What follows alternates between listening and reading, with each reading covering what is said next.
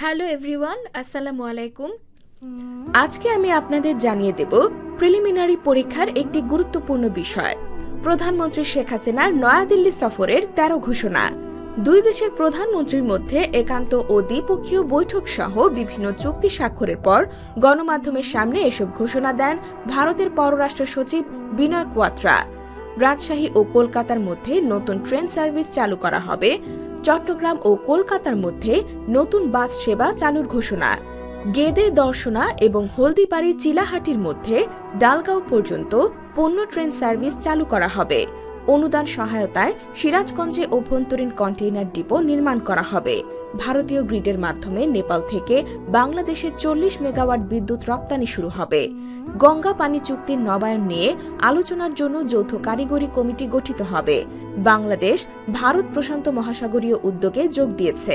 বাংলাদেশিদের জন্য মেডিকেল ই ভিসা চালু। তিস্তার পানি বন্টনে টেকনিক্যাল টিম পাঠাবে ভারত। বাংলাদেশের ৩৫০ জন পুলিশ কর্মকর্তাকে প্রশিক্ষণ দেওয়া হবে।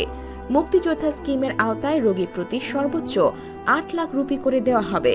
রংপুরে ভারতের নতুন সহকারী high commission UPI unified payment interface চালু করার জন্য NPCI national payment corporation of India এবং বাংলাদেশ ব্যাংকের মধ্যকার চুক্তি।